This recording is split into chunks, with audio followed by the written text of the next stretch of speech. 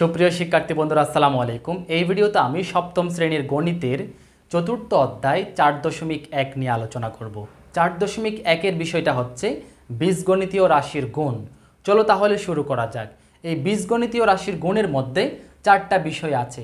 একটা হচ্ছে গুণের বিনিময় বিধি, গুণের সংযোগ বিধি, গুণের সূচক বিধি এবং আরেকটা হচ্ছে গুণের বন্টন বিধি। আমরা বীজগণিতীয় রাশির গুণ বোঝার জন্য এই চারটা বিষয় আমাদেরকে একটু বুঝতে হবে। এখন এই বিষয়গুলো আমি খুব সহজে একটু সংক্ষেপে আলোচনা করব এবং এই আলোচনাটা তোমরা শেষ পর্যন্ত দেখলে আশা করি খুব সহজে প্রত্যেকে বুঝতে পারবে, একেবারেই সহজ। দেখো, প্রথমত আমি গুণের বিনিময় বিধি নিয়ে আলোচনা করছি।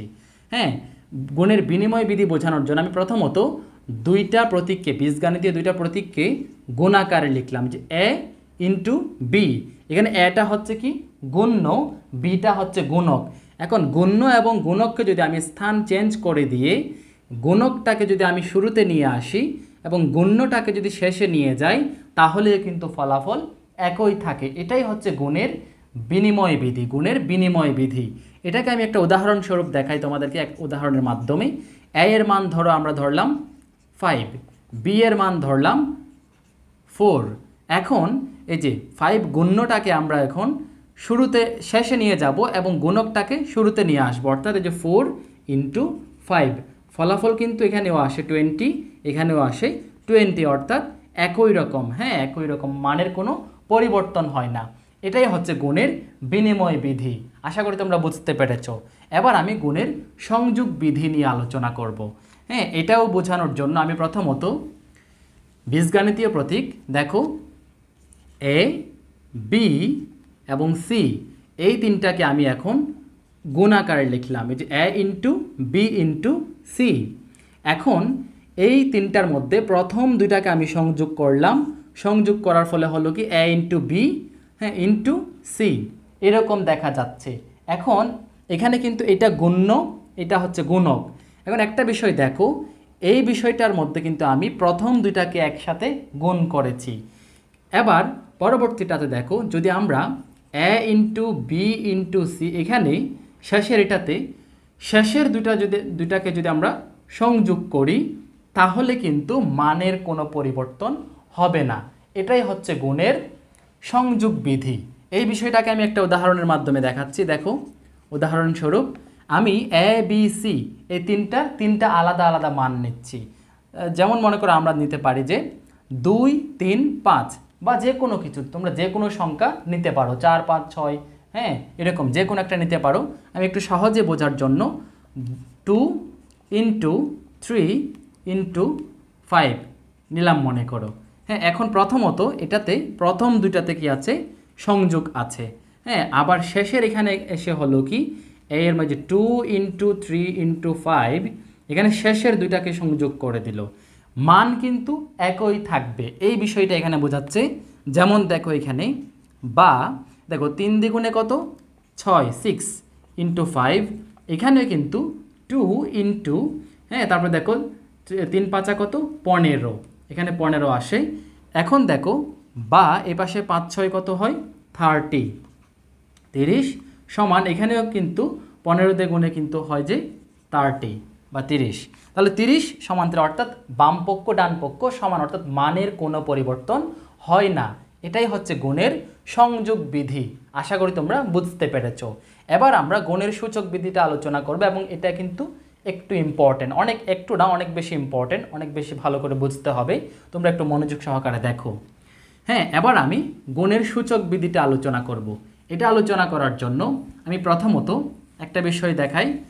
পাওয়ার বলতে কোন রকম, যে এ একটা আমি প্রতীক লিখলাম, এর উপর পাওয়ার 3 দেওয়া মানে কি? 3 দেওয়া মানে হচ্ছে 3টা এ কয়টা, 1টা 2টা 3টা, এই 3টা একে এই যে এ কিউব, এটাকে পড়া হয় যে এ কিউব লেখা হয়। আবার মনে করো যে এ টু দি পাওয়ার 5, এটাকে, এটা মানে কত, এটা মানে হচ্ছে এ ইন্টু এ ইন্টু এ ইন্টু এ ইন্টু এ, অর্থাৎ 5টা এ, কয়টা 5টা এ। এখন সূচক বিধিটা কি? সূচক বিধিটা হচ্ছে এই যে এখানে এতগুলো আমরা আলাদা আলাদাভাবে, মনে করো যে আলাদা আলাদাভাবে এই দুটাকে যদি আমরা যোগ করি, তাহলে কি করব আমরা, যে দেখো এ কিউব যোগ হ্যাঁ প্লাস বলে আমরা, বীজগণিতের ক্ষেত্রে আমরা একটু ইংলিশে বলার চেষ্টা করব, a cube plus a to the power 5। এটাকে যদি আমরা কি করি যোগ করি, তাহলে কি করব আমরা সরাসরি যে উপরের মানগুলোকে, উপরের এগুলো হচ্ছে কি সূচক, এই সূচকগুলো আমরা পাওয়ারগুলোকে আমরা যোগ করে দেব, পাওয়ারগুলোকে কি করে দিব যোগ করে দেব। আচ্ছা হ্যাঁ আরেকটা বিষয়, এটা কিন্তু যোগ হবে না, কিন্তু এটা কিন্তু গুণ হতে হবে, এটা কিন্তু মোস্ট ইম্পর্ট্যান্ট। হ্যাঁ কারণ আমরা কিন্তু গুণের কাজ করছি, গুণের বেলায় পাওয়ার যোগ, এটা তোমরা মনে রাখবে, এটা তোমরা নিজে নিজে চাইলে আমার সাথে সাথে 3বার বলো।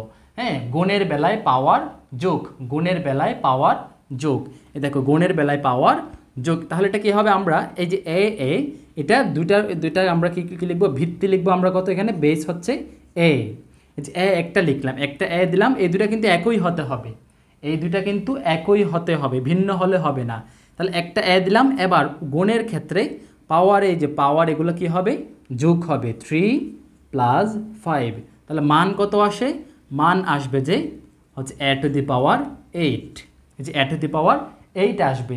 তাহলে এইখানে গুণের সূচক বিধি প্রয়োগ হলো কোথায়, আমরা এই যে এরকম যদি ভেঙে ভেঙে আসে, প্রথমত 3টা দিল, তারপরে 5টা দিল, তাহলে আমরা এটাকে কিন্তু এইভাবে প্রথমত এই যে a cube into a to the power 5 করে আমরা এইভাবে যোগ করে ফেলতে পারি। হ্যাঁ যোগ বলতে কিসের, পাওয়ারের যোগ, একটা এ লিখে তারপর হচ্ছে পাওয়ার যোগ করে এরকম।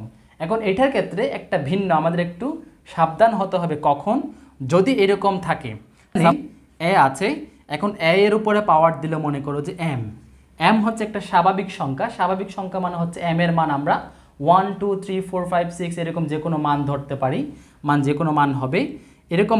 পাওয়ারের উপর যদি আরও একটা পাওয়ার থাকে, আরও একটা পাওয়ার এন এটাও স্বাভাবিক সংখ্যা, অর্থাৎ এন এর মানও 1 2 3 4 5 6 যে কোনো একটা আমরা ধরতে পারি, এটা হচ্ছে স্বাভাবিক সংখ্যা। তাহলে দেখো এরকম পাওয়ার যদি থাকে, তাহলে কিন্তু আমরা কি করতে পারি না, এরকম যোগ করতে পারি না, যোগ করতে আমরা পারবো না। তখন কি করতে হবে, তখন কিন্তু গুণ করতে হবে। হ্যাঁ পাওয়ারের উপর পাওয়ার থাকলে তখন কিন্তু গুণ করতে হবে, মানে কোন রকম এম এবং এন গুণ করলে কোন রকম হবে, যে একটা এ লিখে তারপর হচ্ছে এম এবং এন গুণ হয়ে যাবে, এম এবং এন গুণ করলে কীরকম হবে, এম এন, কীরকম হবে এম এন। এই বিষয়গুলো এখন আমি তো এই যে প্রতীক দিয়ে দেখাচ্ছি, আমি একটু উদাহরণস্বরূপ দেখাই। হ্যাঁ যেমন মনে করো যে আমি একটু মুছে দিচ্ছি, তোমরা আশা করি এই বিষয়টুকু বুঝেছো। হ্যাঁ আচ্ছা আমি উপরের দিকে মুছে দেই। দেখো প্রথমত এই বিষয়টা দেখো, যদি দেওয়া থাকে যে এরকম দেওয়া আছে, মনে করো এর মান মনে করো যেখানে 2 × 2 × 2 অনেকগুলা 2 দেওয়া আছে। হ্যাঁ তাহলে আমরা কি করতে পারি, আমরা খুব সহজে এখানে কি করব, একটা 2 লিখে, এখানে কয়টা দেখো 1টা 2টা 3টা 4টা 5টা, হ্যাঁ 5টা 2 আছে, হ্যাঁ তার মানে 5টা 2 আছে, তাই আমরা এখানে কি লিখে দেব 2 টু দি পাওয়ার 5। এটাই হচ্ছে গুণের সূচক বিধি। এখন এই বিষয়টা এখন যদি আমরা উদাহরণস্বরূপ বুঝতে যাই, তাহলে কোন রকম হবে, দেখো এ এর মান সাপোজ আমরা 2 ধরলাম, 2 ধরলে কোন রকম হবে, দেখো এদিকে দেখাই আমি, এ এর মান ধরলাম যে 2, এখন পাওয়ার মনে করো যে এম এর মান ধরলাম মনে করো 3 ধরলাম, কত ধরলাম 3 ধরলাম। এবার এটার উপরে, হ্যাঁ এটার উপরে পাওয়ার এন এর পাওয়ার ধরলাম মনে করো 2, এটা মানে কত, এটা মানে হচ্ছে যে 2 কিউব যেটা আছে, এই 2 কিউবটা 2 বার, মানে 2 কিউব হোল স্কোয়ার, অর্থাৎ 2 কিউবটা 2 বার। এই বিষয়টা তাহলে কিভাবে করব, আমরা এই বিষয়টা করব যে 2 টু দি পাওয়ার এই 3 এবং 2কে আমরা গুণ করব, কিভাবে, এই যে দেখো 3 × 2 লিখতে হবে, প্লাস কিন্তু করা যাবে না। প্লাস করব কখন, এই যে আমরা যদি গুণ এরকম পাশাপাশি গুণ আকারে থাকলে সূচকগুলো, এখানে কিন্তু পাওয়ার সবগুলোর ক্ষেত্রে মনে মনে একটা 1 আছে, মনে মনে 1 আছে, একটা লিখতে হয় না, তোমরা সবাই জানো আশা করি, এই জন্য এখানে 1গুলো যোগ করে 5 হয়েছে। আবার এখানে কিন্তু পাওয়ার, এই যে পাওয়ারের ওপর আরেকটা পাওয়ার যেহেতু আছে, এটা কিন্তু গুণ হবে না, যোগ হবে না, এটা হবে যে গুণ হবে।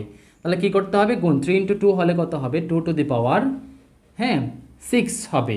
এখন 2 টু দি পাওয়ার 6 মানে কত, 2 টু দি পাওয়ার 6 মানে হচ্ছে 6 বার 2কে গুণ দেওয়া। হ্যাঁ অনেকেই কিন্তু 6 দিয়ে গুণে 12 বলে দিতে পারো, এরকম বললে কিন্তু ভুল হবে, বিগ মিস্টেক। আমাদের করতে হবে কি, 6 বার 2কে গুণ করলে যে ফলাফলটা আসবে ওইটা লিখতে হবে। হ্যাঁ তাহলে এই বিষয়টা আমি এই যে এখানে দেখাচ্ছি, এখানে দেখো আরেকটা উদাহরণ দিয়ে দেখাই আমি।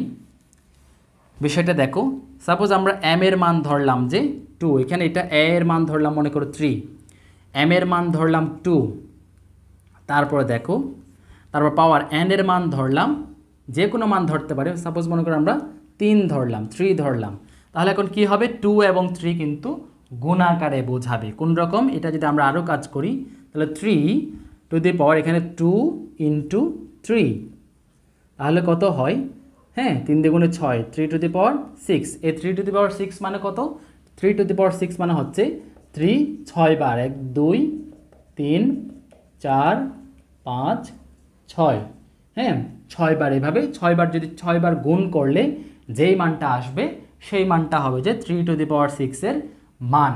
আশা করি তোমরা বুঝতে পেরেছো। অর্থাৎ গুণের সূচক বিধিটা হচ্ছে, যদি এইভাবে পাশাপাশি গুণ আকারে থাকে আমরা পাওয়ারগুলোকে সবগুলা যোগ করব, যোগ করে এভাবে লিখে দিব, ঠিক আছে। আবার যদি পাওয়ারের উপর পাওয়ার থাকে তাহলে আমরা কি করব, গুণ করব। যেমন মনে করো যে এটাই যে a to the power mn, হ্যাঁ a to the power m whole n যদি থাকে তাহলে আমরা কি করব, এটা হবে যে a to the power mn, mn মানে হচ্ছে m এর সাথে nটা গুণ আকারে আছে। এটা তোমরা বোঝার চেষ্টা করবে, এটা একটুবার যদি একটু বোঝার চেষ্টা করো, প্র্যাকটিস করলে তোমাদের কাছে একদম ক্লিয়ার হয়ে যাবে। এবার গুণের বন্টন বিধিটা দেখো। বন্টন শব্দটার অর্থ তোমরা আশা করে জানো। বন্টন মানে হচ্ছে কি, ভাগ করে দেওয়া।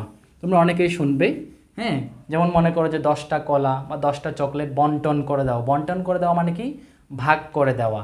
এই বিষয়টা দেখো, সাপোজ আমি লিখলাম যে a ইন্টু এ, যেখানে a আছে এগুলো হচ্ছে এক একটা গুণের যে প্রতীকগুলো আমরা গুণাকারে লিখলাম, রাশি লিখলাম।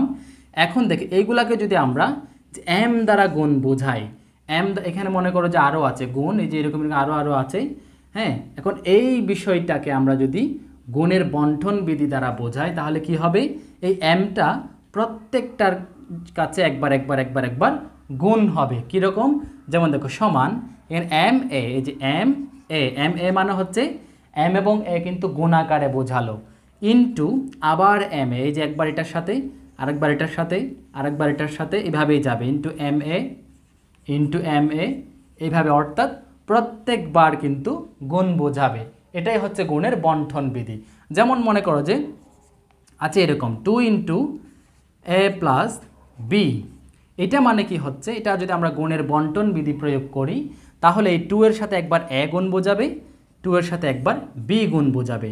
যেমন এটা কোন রকম হবে, এটা হবে যে 2a প্লাস, আচ্ছা আমরা প্লাস দিলাম, হ্যাঁ এখানে এগুলো তোমরা কি দিতে পারো, যেগুলো তুমি প্লাস দিতে পারো, যেটা ইচ্ছা দিতে পারো, গুণ থাকলে গুণ, প্লাস থাকলে প্লাস দিতে পারো, হ্যাঁ। তারপরে দেখো এখানে আমরা কি করব, 2a প্লাস 2b, এটাই হচ্ছে, এই যে এটা যে কথা এটাও কিন্তু একই কথা। এই যে এই পাশ বাম পক্ষ লেফট হ্যান্ড সাইড আর রাইট হ্যান্ড সাইড বোথ আর সেম, মান কিন্তু একই। এই হলো গুণের বন্টন বিধি। খুব সহজেই আশা করি তোমরা ভিডিওটা বুঝতে পেরেছো। না বুঝলে আমাকে নিচে কমেন্টস করে জানাও। তাহলে ভালো থেকো, সুস্থ থেকো। আজকের আলোচনা এ পর্যন্তই। আল্লাহ হাফেজ।